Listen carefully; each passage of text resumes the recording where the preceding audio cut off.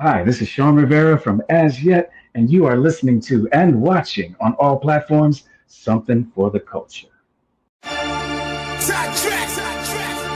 Black man with a gun, he won't run, we run. But black man with a mind becomes world enemy number one. Gang banging got our young kids' brains hanging.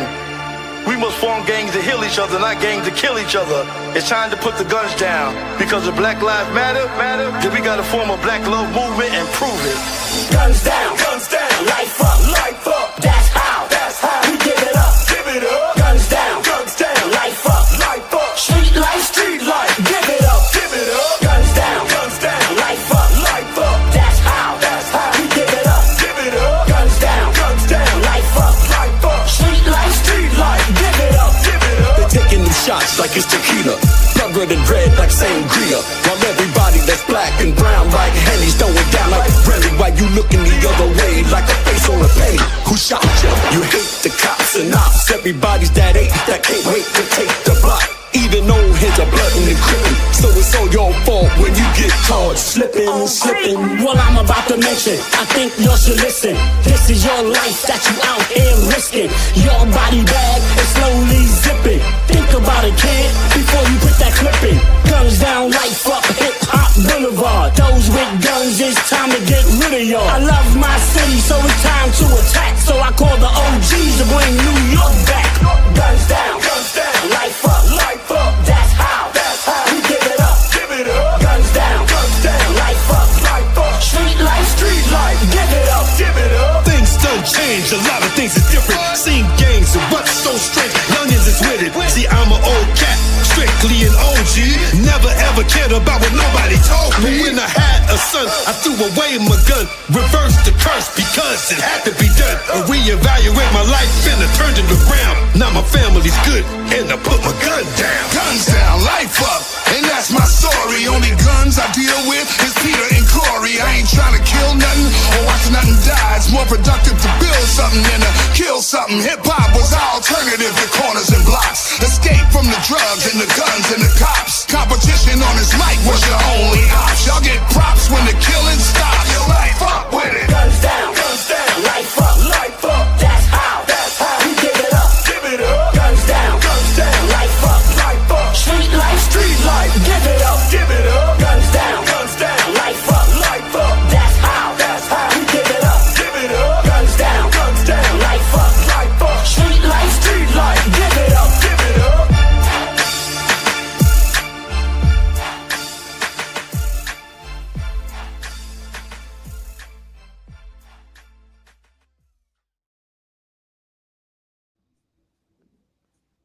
Well, we're back for another episode of Something for the Culture.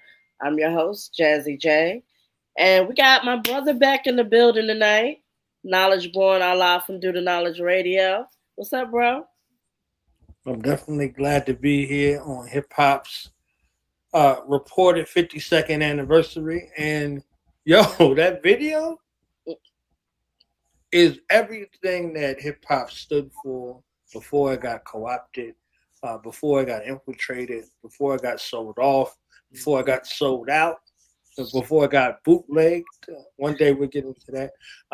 But we have a special guest by special request here, and it definitely becomes my honor and privilege at this time to introduce some to others. A visionary, an author, an activist in the truest sense, one who has dedicated his life towards a vision of that the Bible speaks of, a new heaven and a new earth, where our children, grandchildren, great-grandchildren don't have to suffer the maladies and afflictions that we inherited from the plantation to the train station. So again, it becomes my honor and privilege at this time to introduce some present to others. Special guest by special request, writer, director, author, filmmaker, interviewer, independent journalist, and just an advocate for life. Mr. Life Up, Guns Down himself, Terry C. Carney Sr. Welcome, my brother. Welcome to the culture. Thank you. I appreciate that. Thank you guys for having me here. Thank you for taking the time out to sit down and speak with us this evening. Let's get right to the nitty gritty because we got a lot to unpack here. Put the guns down. what sparked your interest in wanting to put this together? Well, what really sparked it, I'm from South Central Los Angeles, and we just have too many murders here. We have a lot of young kids just dying for no reason whatsoever, over a lot of foolishness and nonsense. And I just said, hey, I got to start working on something, putting on this piece, me and a few of my colleagues, and we just got to work on I started creating and jotting down a few things of the way I wanted to see this documentary to go down that line. And we started filming and going from neighborhood to neighborhood, which wasn't easy, because we had to get passes to go to certain neighborhoods and stuff. And we literally have to campaign to interview some of the guys that's on here, because everybody that's in the film, they really walk the walk and talk the talk. You know what I mean? So they the realest of the realists coming out of here from South Central Los Angeles, everybody that's in the film. So, it's as real as it can be. But the main thing is just trying to set up this platform to where we can start communicating with each other and start trying to slow down some of these murders. So, can you share a specific way in which you personally aim positively to correct the lives of some other people that have been affected by gun violence? Well, that's a broad question. And my thing, and what God sent me to do was to become a vessel and develop this platform for all the different organizations that's here in South Central Los Angeles that's actually boots on the ground. And these guys are actually the legends that created the Pirus, the Bloods, the Crips, the Mexican Mafia, the Asian leaders. These are actually some of those heavy hitters that have said enough's enough. And we pretty much created history by being able to capture all these different nationalities from these gangs and things in our community, and we brung them together on this platform to say enough is enough. And each of these guys, they have the power of working their different parks and communities, and we meet up and try to keep everybody, in the same circle of saving lives in all the communities here in South Central, which we have a lot of different communities. Okay. That makes sense? Yes. You teamed up with a legend in one thing in the music, and also he has tackled acting world, Ice-T. How did this collaboration come about? Well, a lot of people don't know, I'm originally from Rhyme Syndicate with Ice. I've been with Ice going on almost 40 years now. I started off with Ice-T and Rhyme Syndicate when I was 16 years old. I used to do music. So I was the puppy of the bunch. So they just kind of let me be a part of, the team. And then I ended up going to film school for 6 years and graduated from film school. And then Ice has always been like a mentor to me, him and Shiny Shine. And anything that I want to do, or anybody on the team want to do something, Ice always give us 100% support. And I brought this idea to him of what I was trying to do. He said, say no more. And whatever you need me to do, let's make it happen. So after I wrote up the treatment and started filming and putting it together, we kind of watched it. And then I wrote out the narration and everything like that. And Ice did his part. And then we did shot his interviews and stuff like that. And it was a wrap. Wonderful. Now that you had a question for her? I got about 1,500 questions, right? As a, as Look, a, so do I, bro. Like, as a documentarian myself, going through the process, for you, how did you sort of prepare yourself to take what God put in your head and your heart out to your pen to illustrate this larger vision to everybody involved? Like you alluded to some of the twisted turns, like, all right, we got to get a pass to go over here. Like, all right, we talking this person, that person, but from your writing, from your narration space and your directing space, what was your directed vision? And then how were you able to translate that particular vision into what we see on the screen?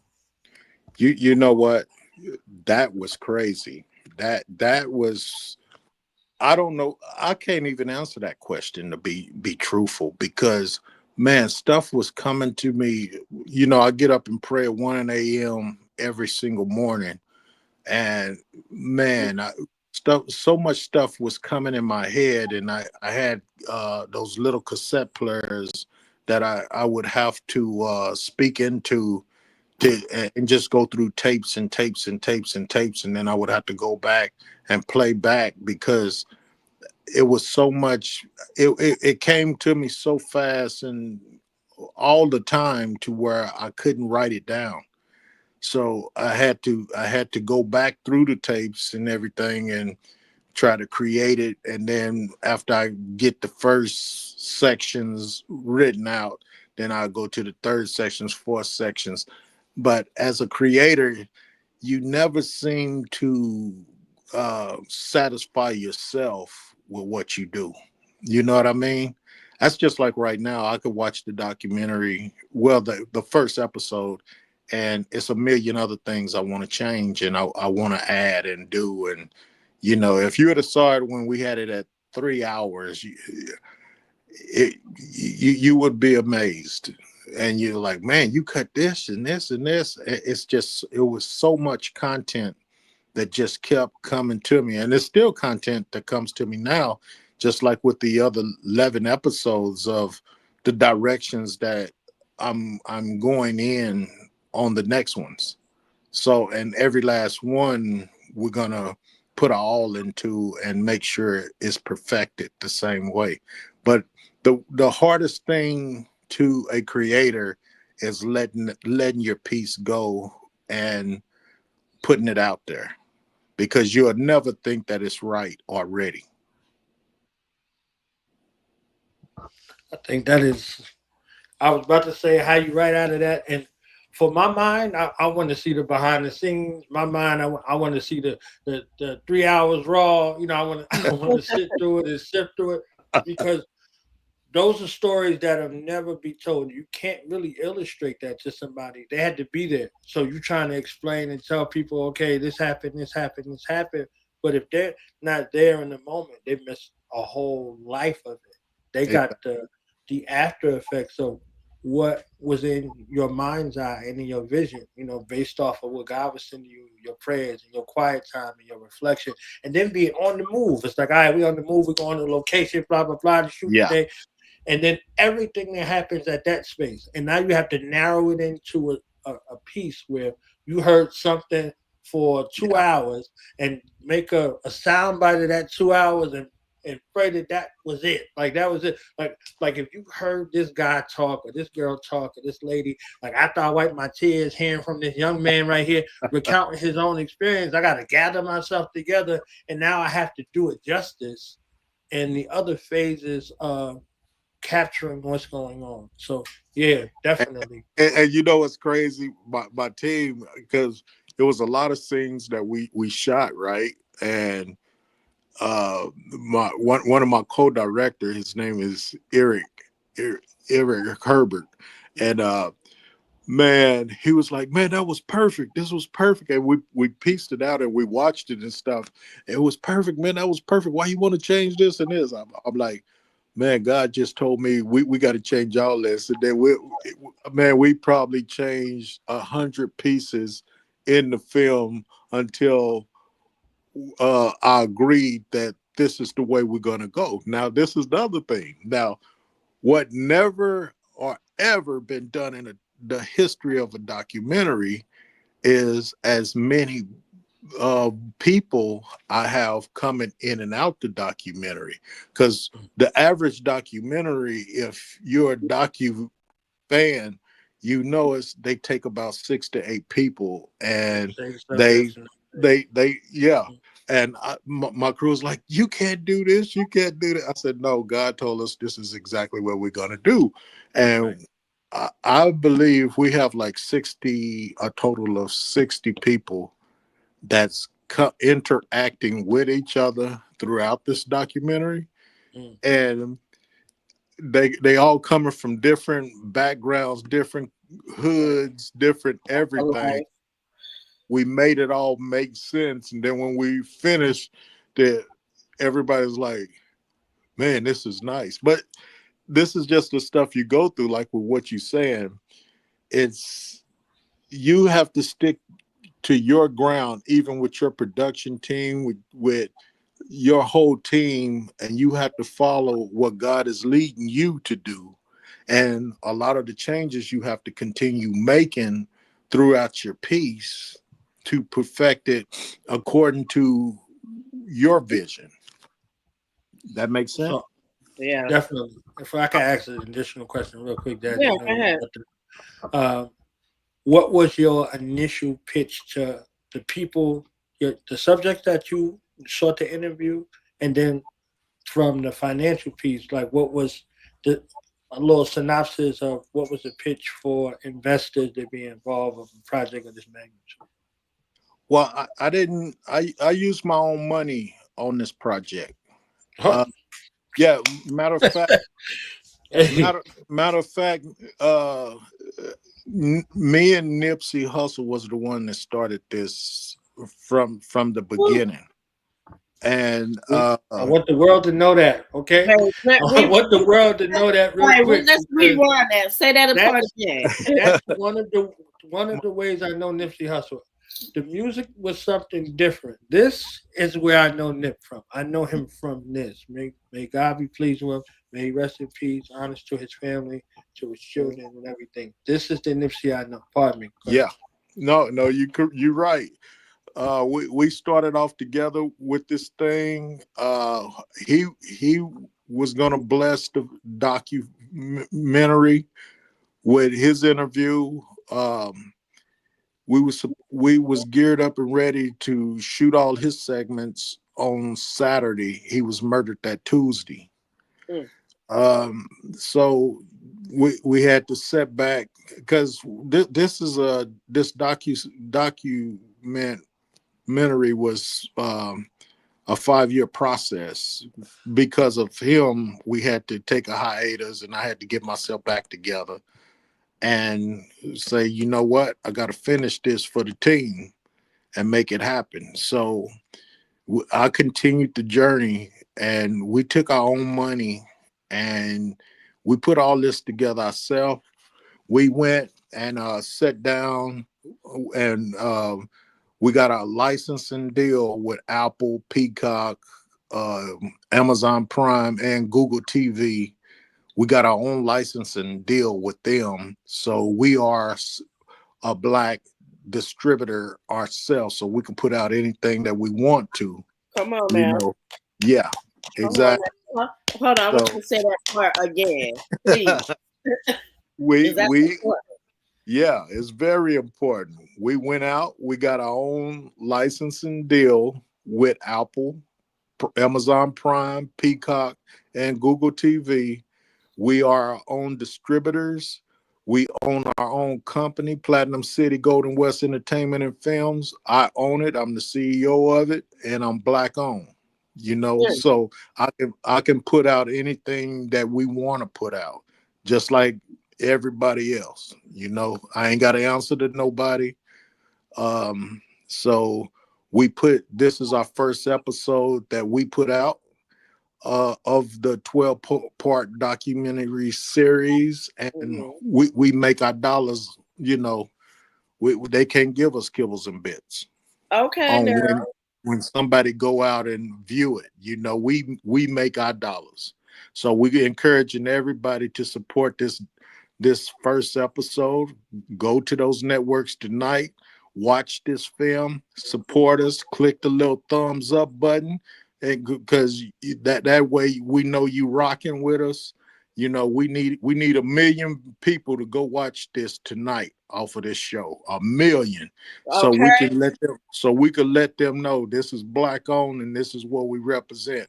You know, I got my boy out there in New York too, that Mike Tucker. That's my boy out there. He representing to the fullest. You know, him, James Gray, and many others, Big Phil, all them brothers, you know. Nothing but love to my East Coast family. You know, but that's our goal and that's our game plan, to keep pressing the line and get them numbers up so we can continue to do this in every community. We don't want to just own film companies. We want to own our own music companies. We want to own our own real estate companies. It's everything that the marathon continue and keep pushing. You know what I mean? Mm-hmm. So that's what we're about. We don't owe nobody. This film is all ours. You know, oh, that's right. Well, congratulations on that. That is a huge accomplishment, and it is a huge step in the direction that our people, and when I mean our people, I mean our people, folks, are supposed to be going. Exactly. I want to know, was there any particular life lesson that you learned while putting this project together? Well, yeah, you got to stay loyal to your grind. But, you know, like I said, I grew up around Ice, T-Nem, you know, all my OGs. Them is my OGs. I was a puppy, and I grew up underneath Ice. Ice is a masterminder to everything. Man, that brother there have so much game and so much rhythm. And he have so much love for everybody. That's what a lot of people don't understand. Ice will give you the shirt off his back if you just ask. You know what I mean? And he support people 1,000%, and he helps so many brothers, you know, come up that you don't hear nothing about, you know, including myself. You know, whenever I need that inspiration to just sit and rap and talk, I can call him up and, you know, we talk, you know, like big brother to little brother, and just keep it pushing like that. But it's all about staying focused on your grind and keep moving forward. I want to, I think this is a perfect point where we can show a little bit of the doc, and then we'll come back with some more questioning for you.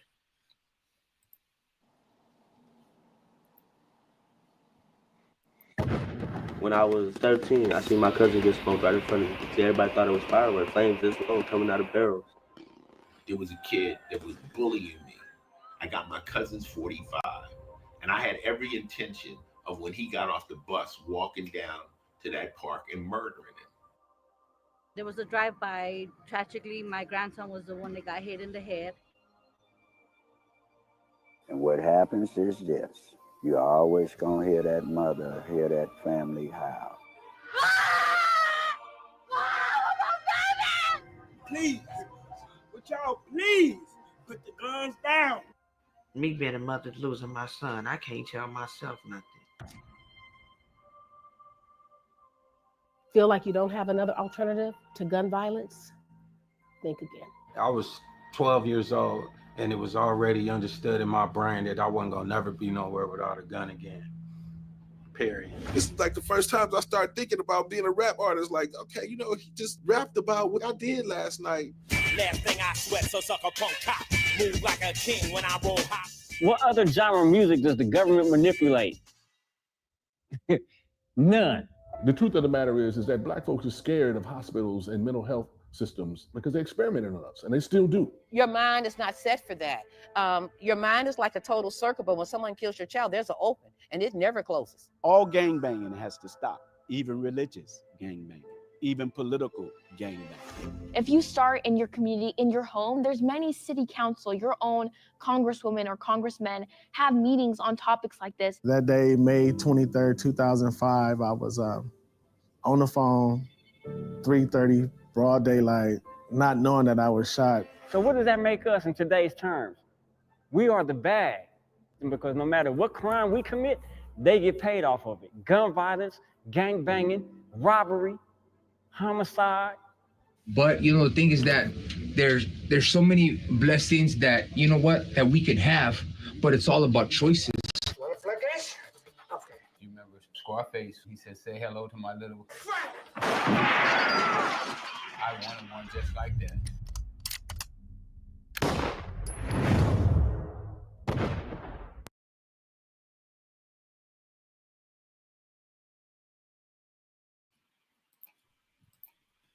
Whew. The screams of that mother sends chills down the back of your spine. Like it's ridiculous that a lot of our Black mothers have to even deal with that. To see your son, or sometimes even daughters, their daughters are laying out in the street because they've been hit by a stray bullet, or even their young kids. When you were putting this masterpiece together, because that's what this is, I agree with Knowledge. When you were putting this masterpiece together, at any point in time, were you overcome with emotion? Oh yeah, many times. Almost. We shot so many people's loved ones, that family members, that they was taken away from them.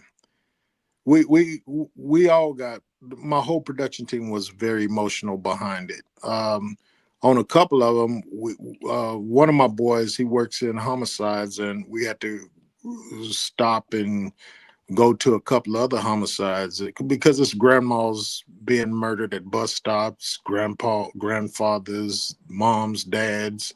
It's just buck wild out here right now. So yeah, definitely. I would say the lady in the lowrider, Cortland Bridges, with her daughter being murdered, or Donna Johnson, and just Gabriel alone. Gabriel's story is just amazing.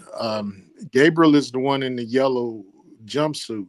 Mm-hmm. His story is just buck wild.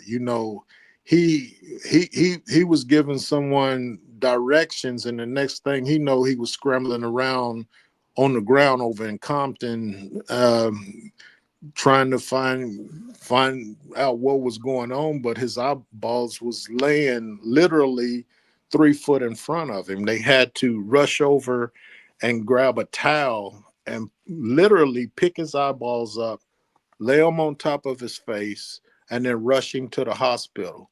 Gabriel was, they thought he was unconscious. Gabriel heard everything that was going on around him, even when they carried him to the hospital. They completely gave up on Gabriel's life because they said there is no way possibly, that Gabriel would survive this. And they told him to just keep him comfortable. He'll be gone before the end of the night. Now, keep in mind, Gabriel's name is Gabriel, like Gabriel from the Bible, the healing angel, the healing angel. So Gabriel listened to him talk about how he wouldn't make it till in the morning. Guess what? The doctors came back. He made it beyond in the morning. He made it beyond the next day. He made it beyond the next day. He have absolutely no eyeballs whatsoever. Gabriel is so loving, and he loves God so much, and he have forgiven the people that done this to him. I mean, he's really Gabriel the angel. When you guys ever get an opportunity or a chance to meet him, he's a blessing. You talking about somebody crying and just loving somebody. I love that dude with my whole heart. I love my whole cast. We are all actually like family. They call me, my wife will tell you, they call in the morning, we talk, we pray. They send me prayers all the time. They call and check up on my family. I call and check up on their family. We have became that village that's together, and we all are a part of this new movement I created. It's just a beautiful thing. That's wonderful. Knowledge, you had a question for him. I got a question after the comment. I was watching, and I heard the brother talk about losing his son. You know, he said when he was first born, I was the first person to hold him, and we made a covenant. He said he had just turned 17 June 4th. I'm on May the 4th. You know what I'm saying? That kind of scene in your mind. Like, I'm on June 2nd. His son's on June 4th. You understand what I'm saying? Mm-hmm. A mutual brother of ours, Killer Priest, his son is June 4th. You know what I'm saying? So it takes it off of the screen, out of somebody else's world, because we look at injustice when it affects us. We don't look at injustice until it comes to our doorstep or it comes to our neighborhood. We don't look at it from the world perspective. So I'm thankful that you give us the world view lens, because this happens everywhere. This happens amongst all people. You see what I'm saying? So at that localized example, you know, you mentioned the mother and the daughter. This is the father and the son. Exactly. Right on the other side of it. You see what I'm saying? And him trying to keep his composure to do his son's story justice too. You understand what I'm saying?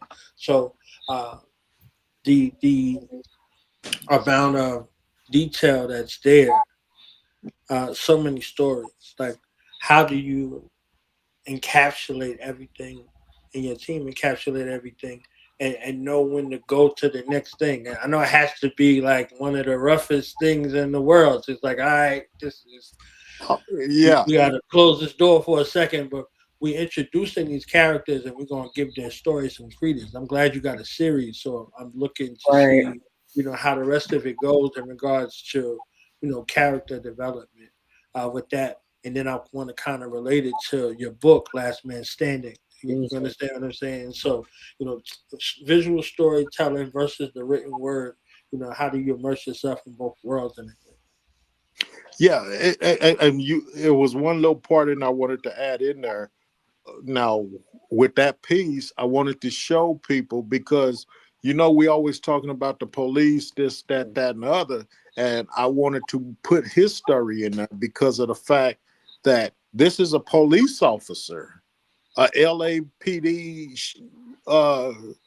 sergeant, that still felt the same pain we was feeling in our community. See, to me, that was just powerful, because we always talk about the police killing a black in the community. Now his son was murdered in the community, and we have nothing but love for Brother Stinson Brown, and we embrace him the same way. But you got to rewatch that again and say, wow, that was clever, because he took a police officer and he included him with what's going on in our community. He lost his son too. right. You feel what I'm And saying? you did that several times with police officers in general. There was the lady who joined the police force, and she already had in her mind, for her 20-year service, she wanted to humanize. She wanted the police officer, you know, like to treat us like she would treat her own son.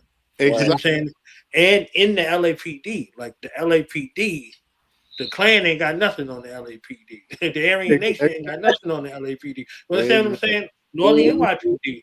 Notoriously, in the way that it goes, you know, there were so many parallels just watching some of the pieces, because they show the cops being acquitted over here. If you remember in Miami and in Overtown, a man by the name of Arthur Lee McDuffie, he was killed by Klansman police in 1980. So when we start looking at the civil unrest that happened in 92, and so many lives were lived and so many parallels in the story. So if I see that officer and I see this other officer, I'm reminded of the first all-black police force in the United States. that Correct. happened in 1980. It happened in Overtown in Miami, Florida. You understand what I'm saying? Right. So there were black cops everywhere, but all black. And their mission, the entire United States looked at their crime reporting statistic numbers and said, how did you reduce crime by 72%? Mm-hmm. You understand what I'm saying? They couldn't arrest no white folks, whatever. They couldn't have no guns and all this all kind of stuff. So they had to be so creative with their de-escalation tactics that you telling me that all of these other people's police forces and these policing methods ain't yielding none of these results in a space where people are violent with guns and the police are coming to them with no gun? Yep, exactly. You understand what I'm saying? And Yep. because again, that community policing is exactly what that is now. Community policing. They grew up, they lived in those neighborhoods. They were the only hope. You don't want the white police officers coming in the neighborhood and busting you in the head. You understand what I'm saying? So Exactly. again, these are people that were in their own police force and then got integrated later, some of them, and some got killed in the line of duty as well. Integrated into, Miami-Dade Police Department. So when you start looking at these historical stories, they're not hundreds of years ago. They're 30, 40 years ago. And the remark that I made earlier with the 92 situation with Rodney King, a young man or a young woman will be 35 years old this year, and they could be eligible to be president of the United States and not know anything about the United States.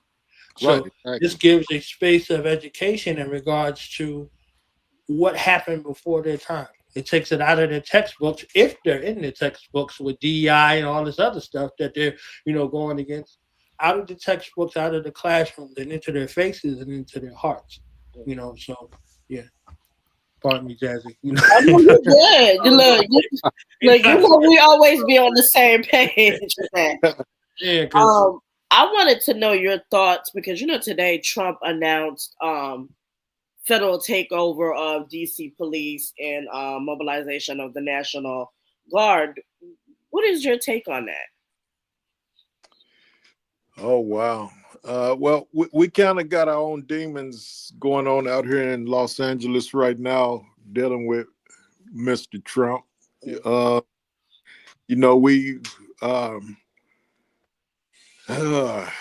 don't like to get too political or get involved or dealing with any of that type of stuff, but I'm a protester.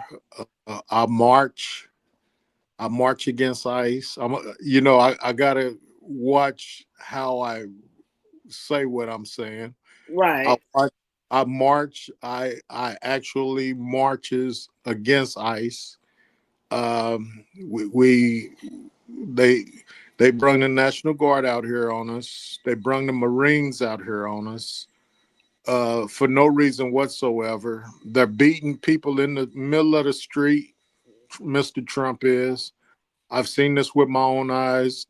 A news reporter was shot in the leg as well as myself with these rubber bullets, and they shot tear gas on us and beat us with metal rods and stuff.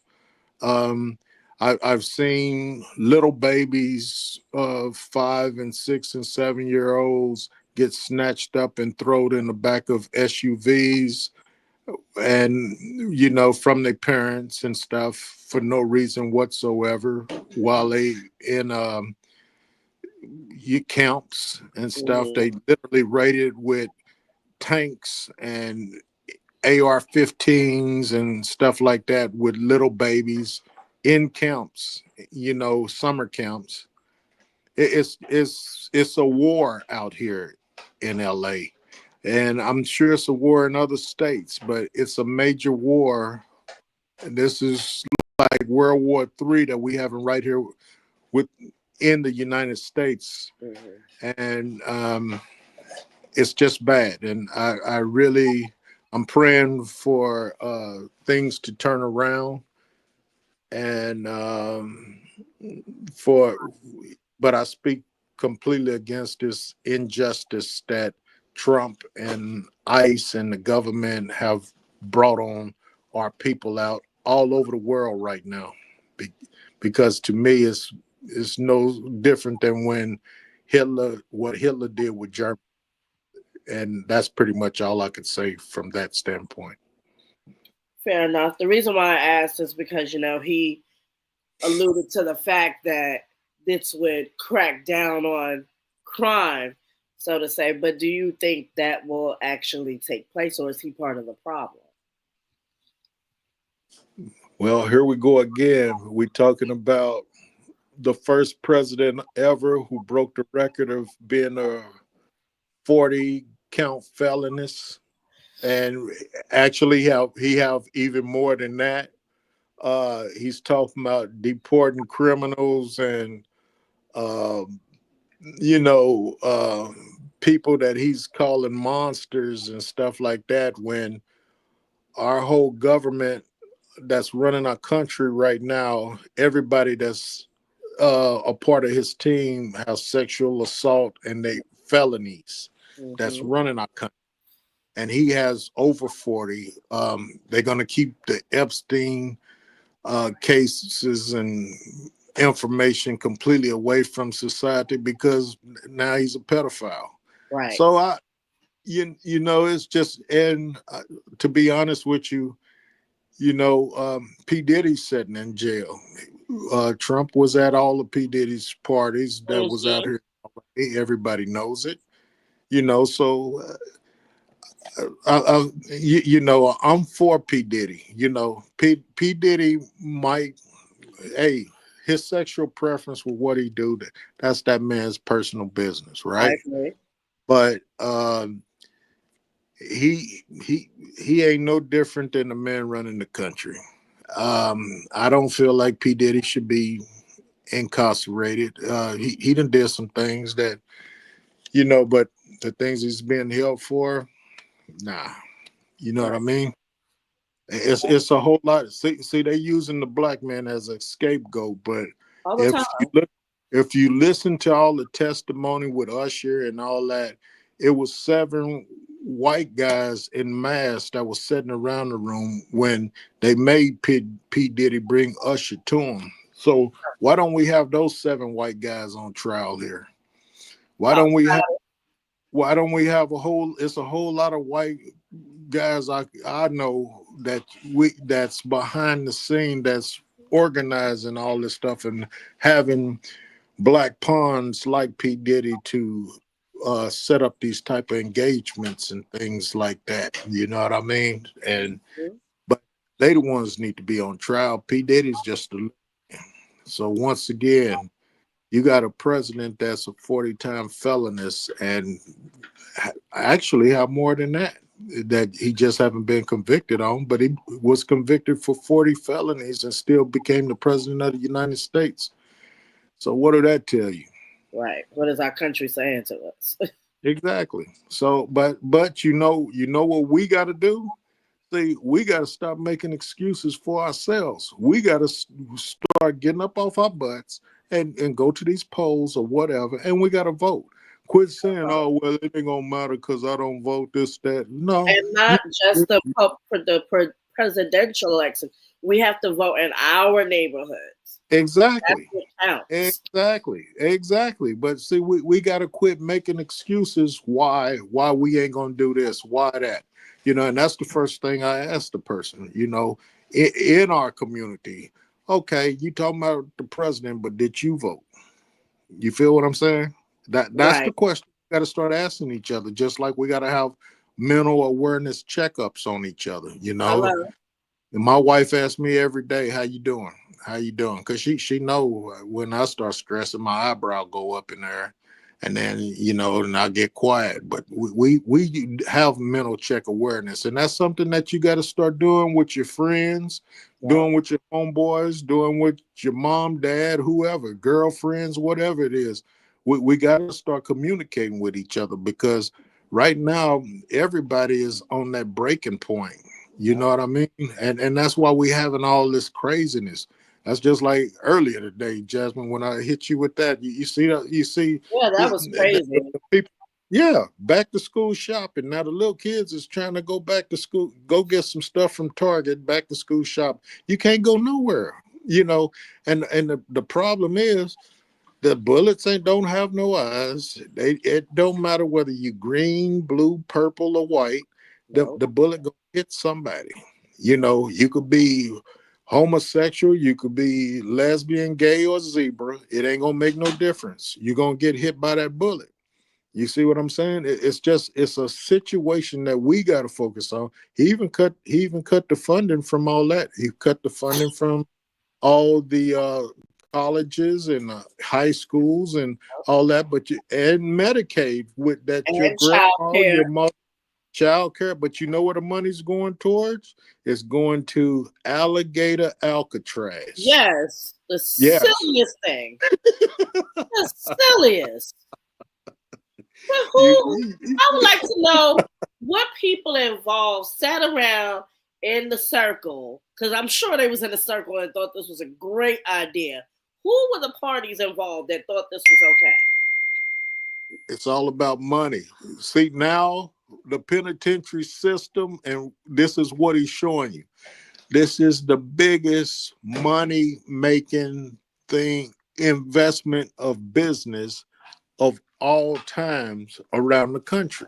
Penitentiaries and funeral homes, because once they make all the money and push that government money over here and fund these projects and put that money in their pockets, then once everybody start dying from these penitentiaries and stuff, because they packing you in there like sardines, they are getting all kind of ridiculous illness and sicknesses, so you die. So guess what? Now they got to dispose of your body. But he's smart, so he puts it over here where it's infested with with alligators, pythons, all that. So they just throw your body in the swamp and let them eat them.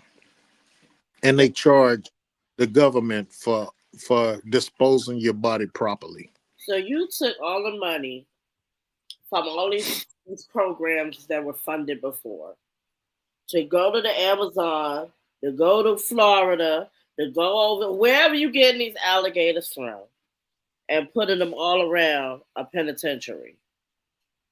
Sir, why is nobody? Why? I don't understand the people that voted for him. How do they think this is okay? Well, he's bullying his way right now. The Democratic Party is scared of him. He done destroyed everybody that you put in front of him. He went over there. He went over there with Israel and the Palestinians, and he told them that he was going to take Gaza. He said because neither Israel don't need Gaza, Palestinians can go closer to the ocean over there, but we're going to take it and do nice things with Gaza. And the reporters were saying, you can't take the taxpayers' money and buy Gaza. He said, I never said I was going to buy Gaza. I said, we're going to take it. We're going to cherish it, and we're going to do nice things with it. And so he's just being a bully. Basically, he's going to take it from him.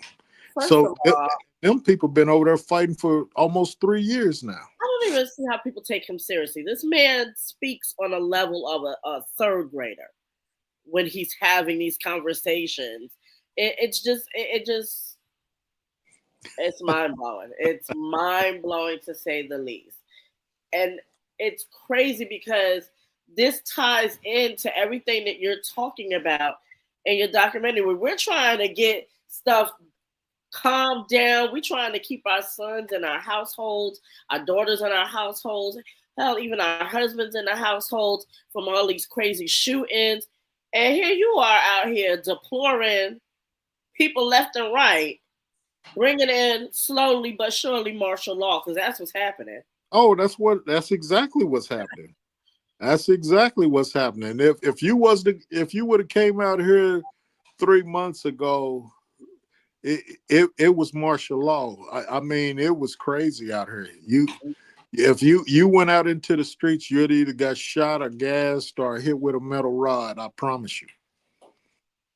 The news wasn't showing everything that was going on out there, and it's still going on. They knocking on people's doors, going into their houses right now. They're knocking on your door, going into your house, and taking your family members out of your house and they throwing them in these cages, and they ain't telling you where your family members are or your kids or any of that stuff. You know what I mean? So how would you feel if you and your daughter was walking down the street and a van pulls up, snatch your daughter out of your hand, and throw her in the back of a SUV? What is your response gonna be? How are you gonna feel? And then you don't know where she's at. They don't tell you where your family member's at, and they'll keep moving your family member around for 2-3 weeks unless you got money to hire an attorney to try to track them down, and that takes forever. I'll tell you one thing. They came to the Brooklyn area in New York, where the Haitians be at. That's nothing but Haitian town over there. And them Haitians tore ICE completely to pieces. They were not having it. Not having it at all. No family member was took that day. Yeah, that's how it is out here over into where a lot of Africans over by what we call the jungles out here, Africans, Belizeans, Jamaicans, and all that. Even over in Compton, the gangs started supporting the people, and you know we didn't pretty much came together out here, all the different nationalities, and we fighting against the government. That's what's going on out here in LA. That's right the now. real fight. Yeah, that's what's going on right now. So we battling. So I just don't want to talk too much on that, but you know that's where we at right now. And I fully support the immigrants that he called the immigrants, which I don't call the people, my people out here, immigrants. They are the immigrants. They the ones not supposed to be here. We need to load them up on the slave ships and send them back to where they come from. Hello. Yep. You know, I'm sorry. You know that right there gets my gears going right there. Don't even. We got our own spaces. I'm telling you. Hey, don't let me start writing that documentary. Okay, look. Please do. Please do. Please do. I will. Because we got alligator bait before we get to alligator trash. Yes. We go to alligator Alcatraz. They're talking about now. We're talking about alligator bait. Yes. So this is why they're talking about like the Florida Gators and all that, you know what I'm saying, the Florida Seminoles. These are all of the atrocities that we suffered, during the Seminole Wars. You see what I'm saying? We fought against them. So what they were doing was feeding, our black children to alligators. Yeah, I was just about to say that. Quell rebellion. You understand what I'm saying? So we got to understand, like, this thing for us ain't nothing new. Jazzy, we was talking about back with the purge law and all that. All this was the precipice for this. All of it was the precipice. This is why they was talking about what they was doing in Chicago. This is why they was talking about LA. This is why they was talking about all of these places, because this was all by design. Right. All by design. So we go back, just for instance, for your documentary, 1992. The amount of, they say, businesses and all of the damages that they did, we didn't do all of that. Mm-hmm. That we were localized in our neighborhoods. So how did we account for all of this damage that was happening? We did not. So we didn't set all of the fires, all of these things that was burnt down. No different than the whole situation with New York recently, with all of this stuff. When you start looking at these rebellions, okay, we might have did some damage, but when you look at how they write up stuff and insurance and all this other stuff, and they account for damage, just like if a bank robbery back in the day, bank robbery would be like, oh, $1,000 was taken and they got $100,000 in the newspaper. You understand what I'm saying? Yep. So, they know how to fluff these numbers and make them seem astronomical, because again, it justifies what's the next course of action. Oh, they got to bring in the National Guard. Yeah, go ahead and get them, because we just give our people away real quick. We'd be like, oh yeah, the hell with them, get them and round them up. Yeah, lock them up and throw away the key. So we out here publicizing this type of disdain. So we're falling into the template of it. Yep. Another aspect of the documentary that you were talking about was mental health, and I want to give weight to that next, because that's the precipice of what it is. You can change somebody's mind just that quick. So if this becomes like this, when you link with the video games and stuff like that, there are people who are walking around using the term like NPC, like a video game, like Yeah. a video game and simulation and all this other stuff, because this is how you're acculturated. You're acculturated from the entertainment industry and not real life. Real life, even though you're interacting with it on a regular, you don't deal with it at all. You deal with whatever is in the entertainment industry. You see what I'm saying? So whatever's in the news media, whatever's on these social sites, you're not interfacing with real life and real people. So I'm glad that you bring up what people are doing in real life and how these other aspects of the entertainment industry, the mental health industry, all of that stuff, because if these industries don't exist, then there's no reason for any of that. You understand what I'm saying? So if they ain't drugging you up with some pills or something like that, the pharmaceutical industry is out. So all of the mental health counselors and the therapists and the life coaches and all these other people, they're out of business.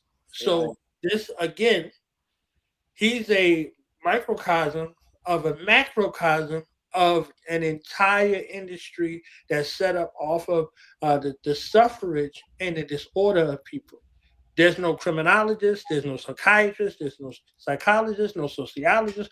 All of them don't have a job. You understand? If crime, probation, parole, all of this infrastructure in your city, in your county, in your state, there's no need for no sheriff. There's no need for a lot of these local elections and stuff like that. If we start to take care of our own, everybody else is out of business. There's no board of education. There's none of this. All of these things that we give so much credence to and we're looking for. If we did the work ourselves, back to that space of accountability that you was talking about and illustrating, if we started to say, look, we just dealing with our own, we dealing with our own thing, we dealing with our own school co-op, our own trade school, our own agricultural spaces, all of this, just leave us alone. Promise you. Exactly. Just leave us alone and we're good to go. So I wanted to ask about the aspect of the mental health, the effects of games. I had to emphasize games. They got the games that glorify the gangs. You see what I'm saying? San Andreas and all of that. It went from some little white dude to the neighborhood. You understand what I'm saying? Right. And once it went on the neighborhood, it never went back out. Yeah. It never went back out. So if you could touch on your thoughts in regards to making sure that you highlighted that aspect of mental health and how this entertainment industry and then the gaming industry is contributing to some of these things in regards to gun violence and anti-gun control. Well, see what I was trying to do, and once again, what I'm doing with this whole, let's just say this first episode, is to turn it into a platform to where you can take this episode, just like how you breaking it down now. Everybody gonna get their version of what they visually see and pull from this episode, but this is a platform for you to say, oh wow, okay, he touched down on the music, he touched down on the different games, the guns, he touched down on the mental health issues and things like that. What I'm trying to get people to do, use this as a teaching tool wherever you go. Let's say Jasmine goes to college tomorrow and these type of topics come up. Well, I watched this documentary. We all need to sit down. We need to watch this documentary because what we're talking about is it's a mental health piece. What I want people to do is start sharing amongst each other, just like you, Knowledge, and Jasmine. You start talking about, okay, we got to start having a mental health checkup on each other. Sis, you doing okay? Okay, big bro, I'm doing okay. You know what I'm saying? Making sure she's straight. This is my goal, and what I want to see all of us in our communities to start doing is to checking up on each other, dealing with the mental health. Stop letting your kid play games all day long. Now, I might be a little older than you, Knowledge, but back in my time, you couldn't keep me in the house.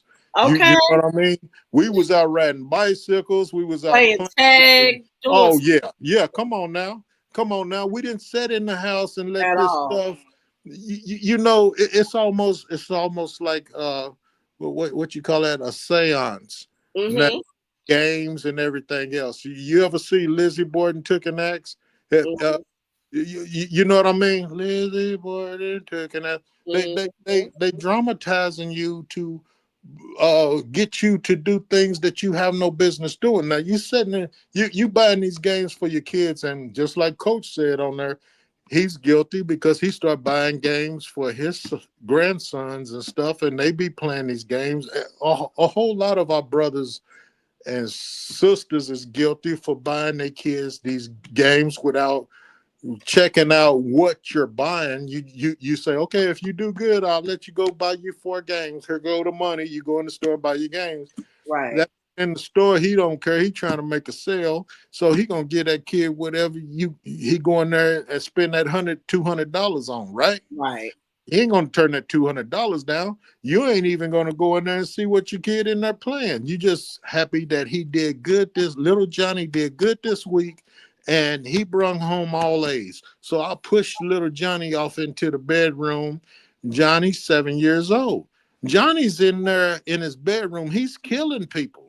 And these games look real. These look like real murders. So little Johnny just killed 400 people in his bedroom before lunchtime on Saturday morning.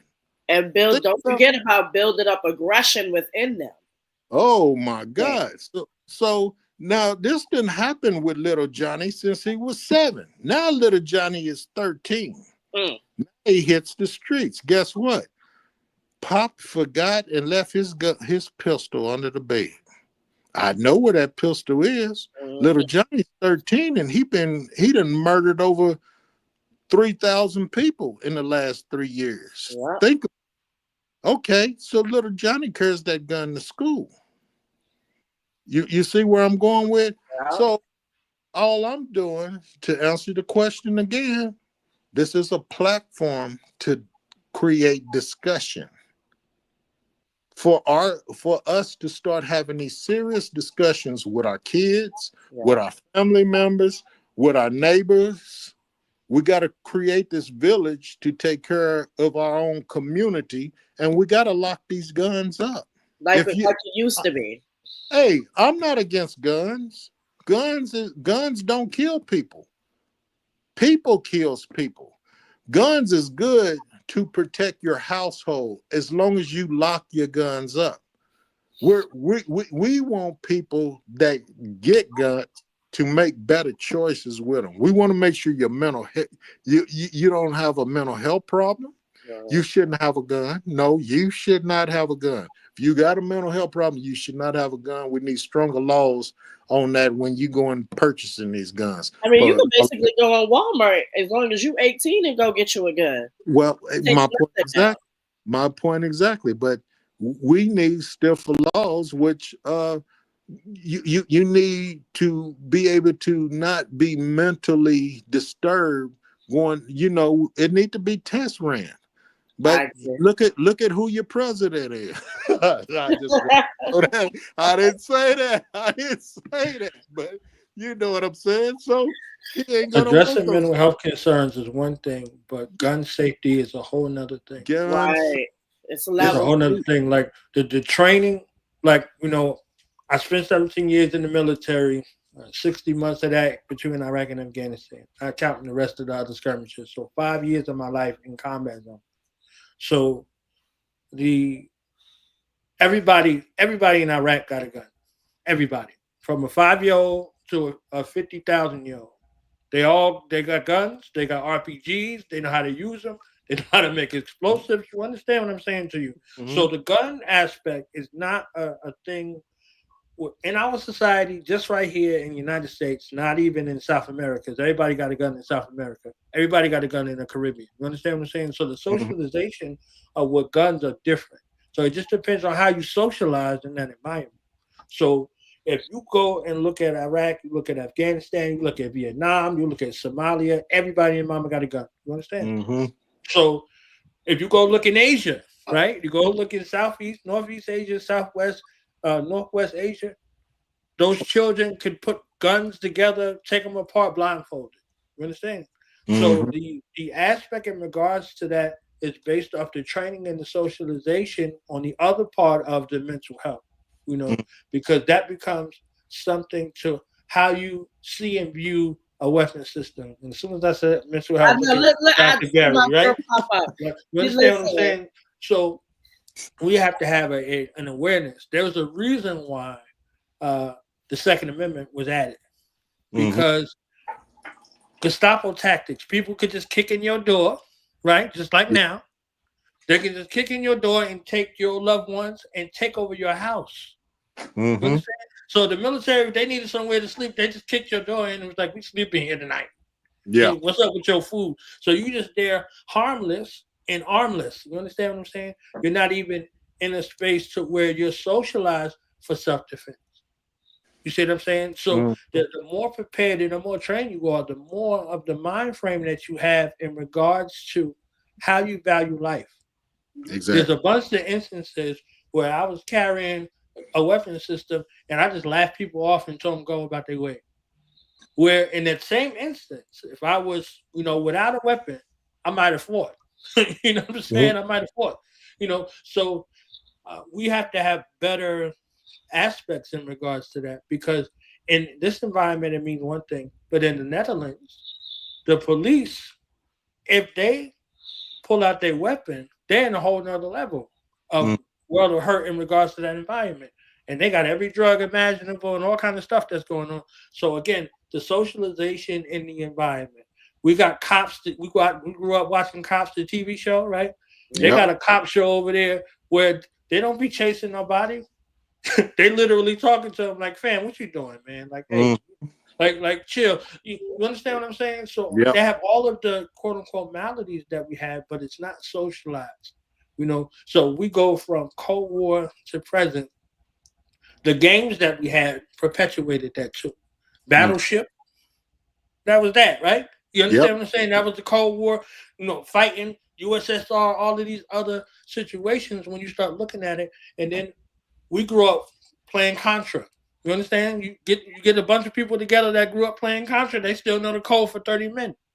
Right. And that was the Iran-Contra conflict. We watched Red Dawn when we were growing up. That again, this is the same guerrilla. So this environment is perpetuating a continual socialization, association with violence. And then when violence happens, they say we need stricter laws. Yeah. No, the environment has to produce an environment that's conducive to life.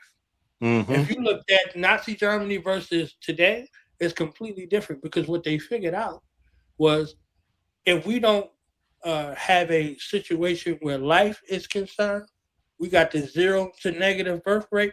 We have to change the entire society that perpetuates life versus the death cycles that we're on. So if death is a commodity to be bought and sold, they're going to continue to sell it over here in this capitalist society. You understand what I'm saying? Real So tough. it's something, hook, line, and sinker. So we have to look at the other aspects of this space in regards to how we see, these weapon systems, these guns, things like that, and how we see ourselves too. Yeah. So look, Jazzy, you caught me in the zone. Look. That's real though. This whole conversation been catching us off. No, but I got one more question for you.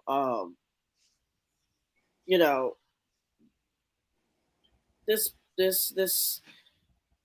when you were coming up, well, actually two more. When you were coming up for the graphics for the project, how did you collab with your cinematographer? Like, when did y'all two come up? Like, hey, I want this to be implemented in this with this over here. How did y'all collab? Well, we just kind of, honestly, our energy is, I mean, it's like almost like Batman and Robin.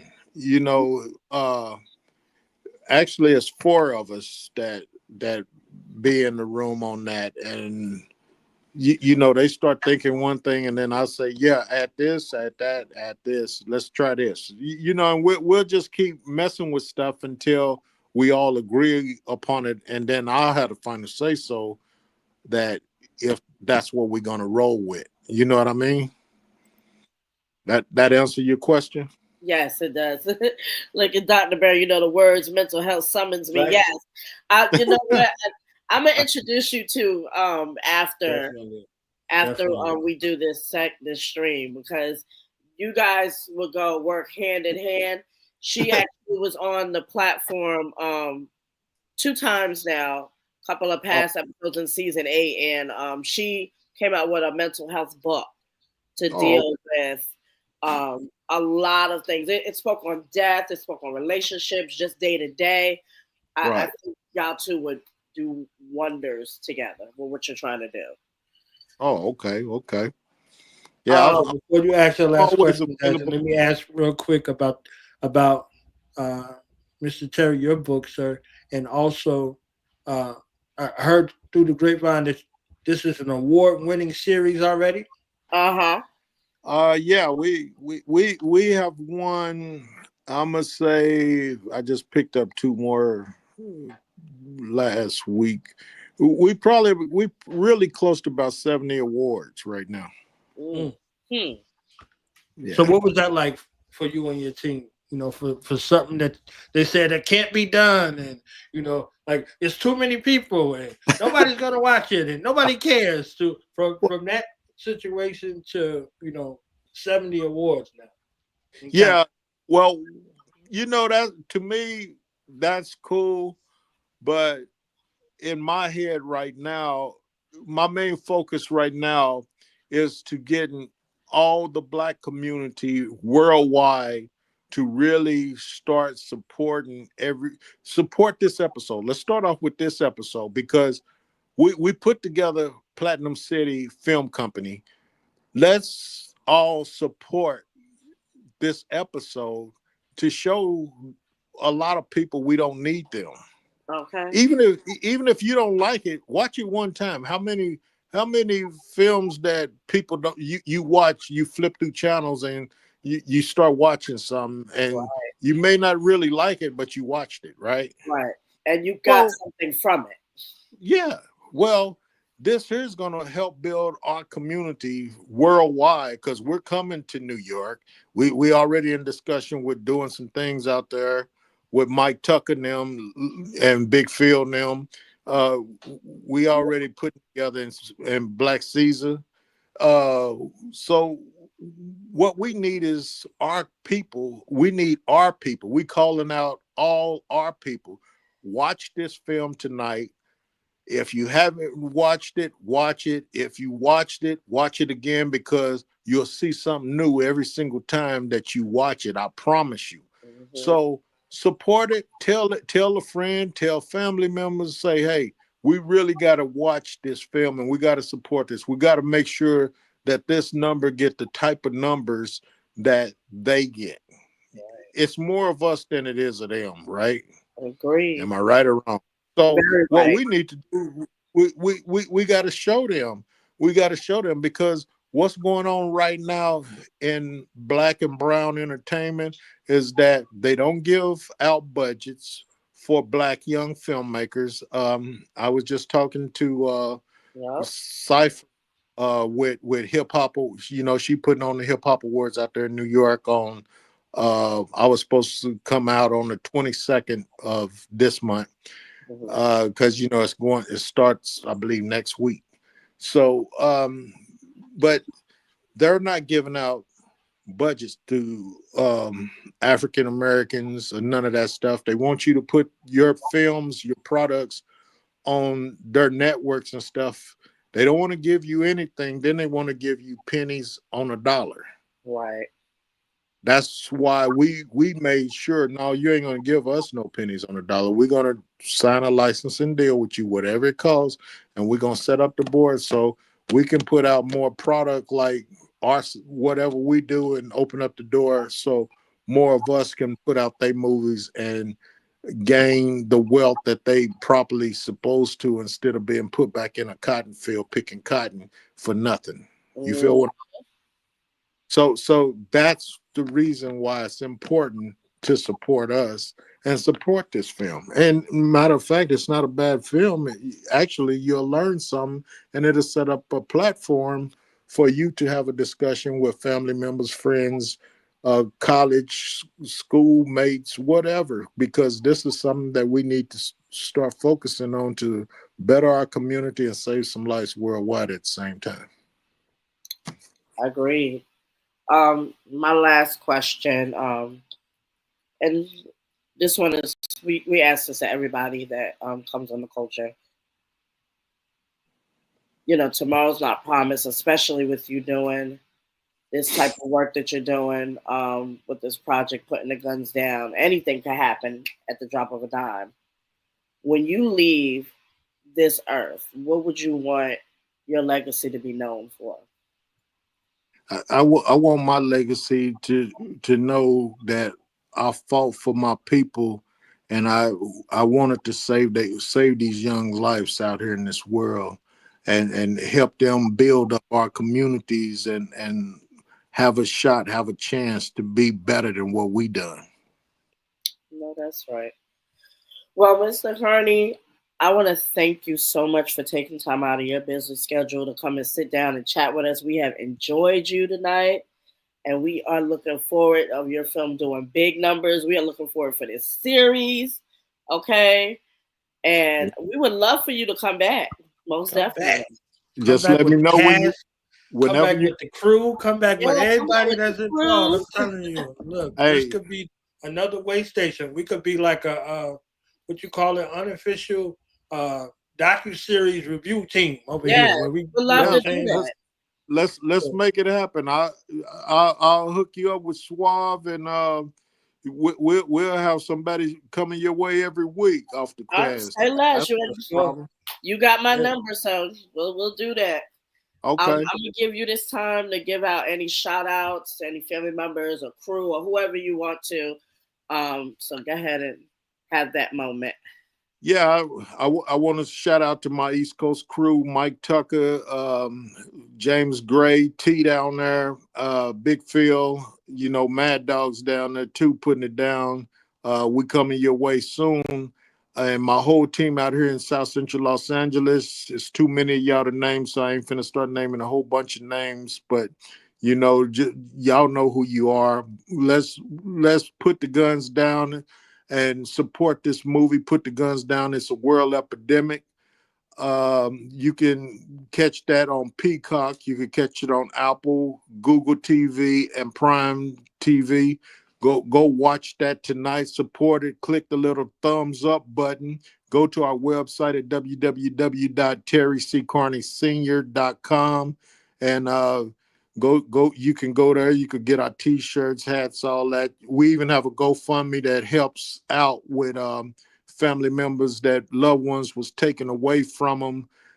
We help with the burial and things of that nature, whatever the family needs. So, you know, support that cause. And other than that, you can also buy the book Last Man Standing at every bookstore you can think of. Just Google my name, Terry C. Carney Sr., Last Man Standing. Pick up that book and support the movement and support the cause.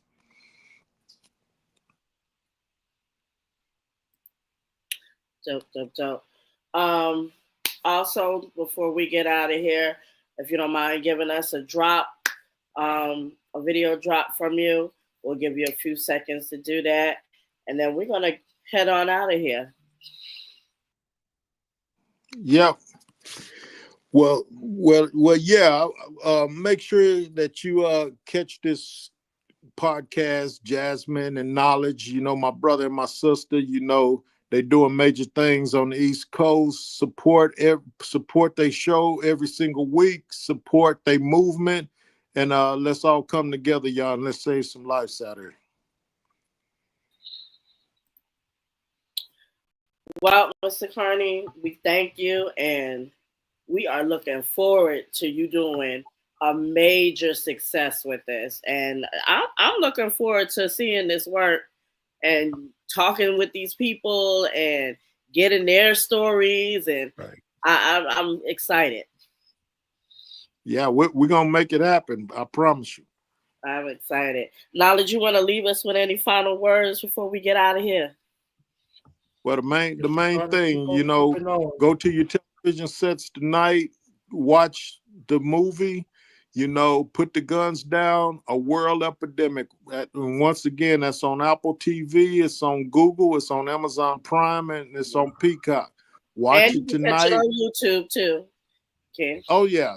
Well, that's Google. YouTube is Google, so you can Google on YouTube. So that's Google TV. But hit Jasmine and Knowledge up and let them know what your thoughts are about the movie, and let's set this up as a platform to have these discussions on what you got out the film. And call Jasmine and Knowledge up, and we need to have you guys on the film so we can talk about some of your stories as well, you know? Hey, we're down. We're bookable. We are definitely bookable, okay? Yes, definitely. So we started off in hip-hop. We're going to leave out in hip-hop, but one of the featured interview subjects of this amazing film, one of the most sought-after collaborators in music history, West Coast on Cocaine, and, you know, be keeping it West. You understand what I'm saying? So we're going to end off on West with Cocaine and some of the members of the new Black Panther Party working in the neighborhood. And, you know, they put this beautiful song together with this anti-violence movement. You know what I'm saying? So we out of here. Until next time, y'all. Jazzy J, Knowledge Born, and we got the great Mr. Terry C. Carney Sr. in the building.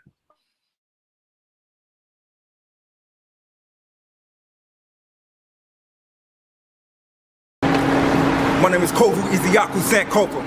I'm the local chairman operating between Seattle and Tacoma right now. And I'm here for Black Power. Attention! What are we here for? Black Power! What are we here for? Black Power! What do we want? Justice! What do we want? Justice! Are we asking? Now! Motherfucker! We the people. Stand by the people.